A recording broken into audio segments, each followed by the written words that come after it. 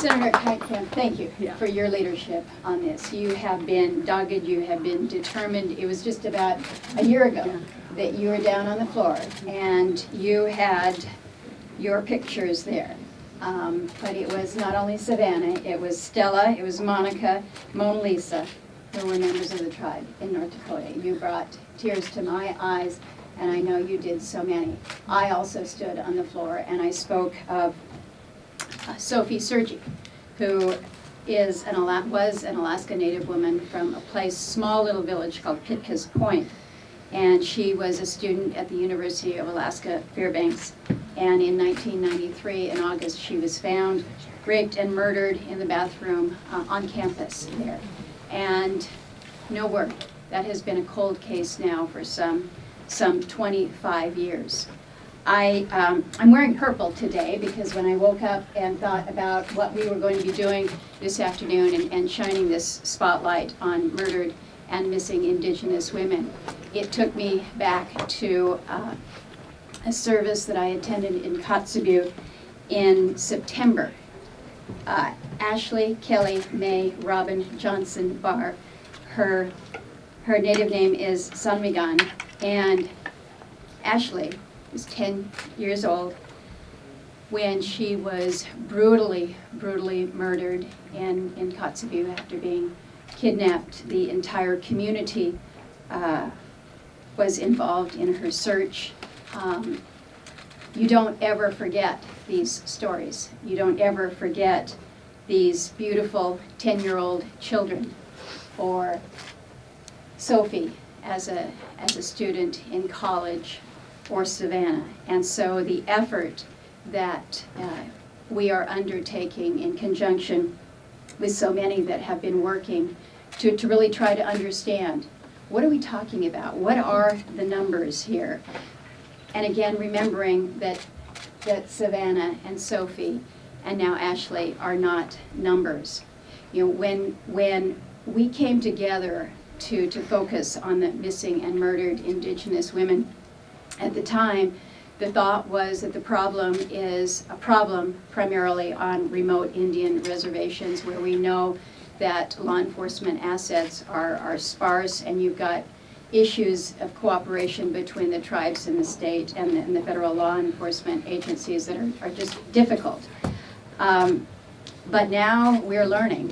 We're learning in a very clear way, and thank you to the Urban Indian Health Institute. We've got 507 cases like Sophie's and Savannah's, Native women who were killed in urban areas. 282 confirmed murdered, 127 confirmed missing, and 98 cases in an unknown status. These cases exist across 71 urban areas that were included for the study, everywhere from Baltimore and Orlando all the way up north to Utqiagvik in Alaska. And as disturbing as all of this is, I think we know it's probably not surprising. 71% of American Indians and Alaska Natives live not on the reservations or in remote areas. They live in urban areas. In Alaska, our largest city, we always say that Anchorage is the largest Native village in our state. And as we look at these statistics, it gives me no satisfaction. But again, unfortunately, no surprise that Anchorage is among the top 10 cities. We are number 3 for missing and murdered Indigenous women's. Overall, the state of Alaska comes in number 4 with 52 cases. We're right behind New Mexico, Washington, and Arizona. And again, the concern that we have is that due to the challenges that you've mentioned, Senator Heitkamp, in the data collection, we have to assume here that the 506 identified cases probably undercount the incidence of missing and murdered Indigenous women and girls in urban America. So we have a great deal of work to do. We'll have an opportunity in Indian Affairs today to take up Savannah's act in the business meeting that we have, but we need to be doing more. We need to not only work with law enforcement and at all levels to ensure that we have accurate data. We've also got to resource this. We have to put the money towards it. On the floor last year, I mentioned that Canada has invested tens of millions of dollars in a national commission to inquire into the loss of Indigenous women and girls along the Trail of Tears in British Columbia.